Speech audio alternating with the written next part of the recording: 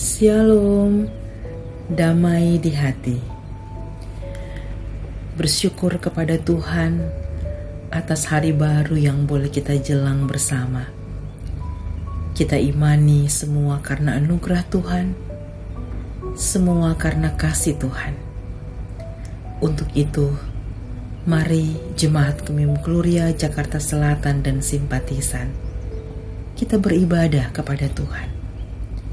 Kita awali pagi ini dengan memuji memuliakan Tuhan, dengan merenungkan firman Tuhan.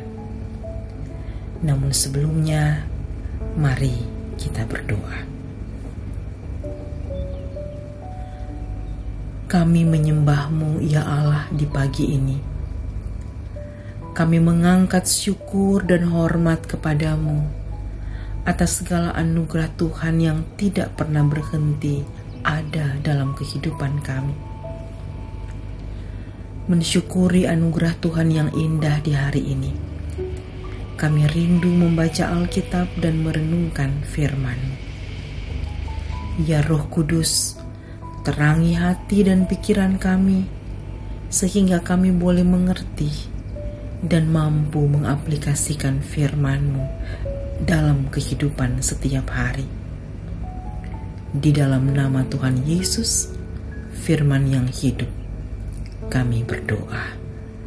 Amin.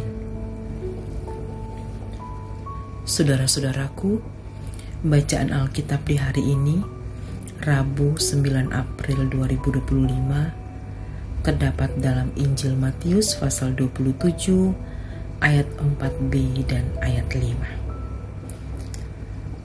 Tetapi jawab mereka, apa urusan kami dengan itu? Itu urusanmu sendiri. Maka ia pun melemparkan uang perak itu ke dalam bait suci, lalu pergi dari situ dan menggantung diri. Demikian pembacaan Alkitab dan tema di hari ini, itu urusanmu sendiri.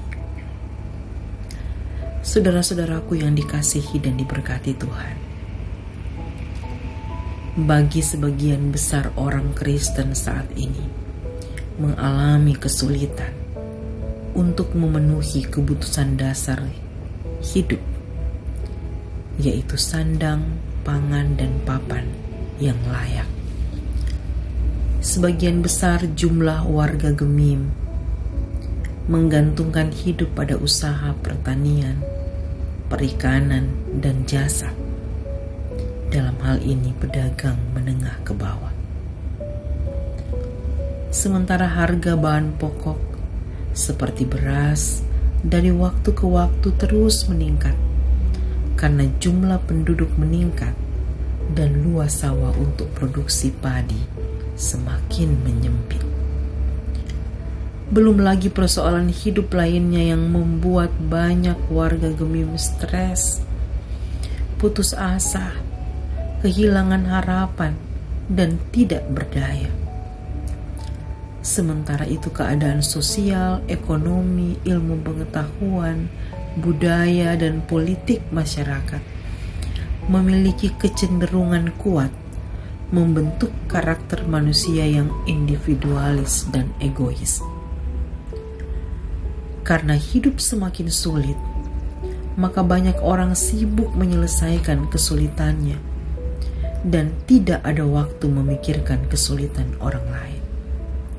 Padahal di tengah berbagai krisis kemanusiaan dan ekologi saat ini, diperlukan karakter manusia yang saling menolong dan saling melindungi.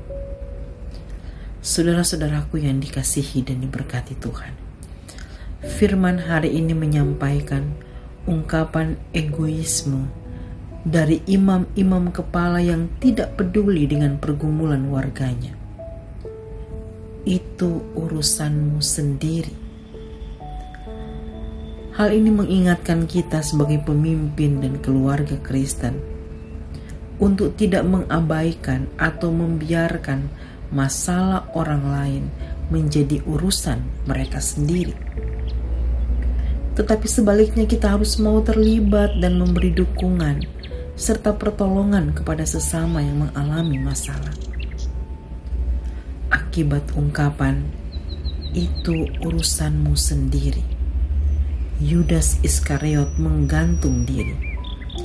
Pengalaman ini mengingatkan orang Kristen bahwa terkadang kita berperilaku seperti imam-imam kepala agama Yahudi yang enggan berempati dan peduli terhadap orang lain yang membutuhkan pertolongan, bahkan kepada keluarga.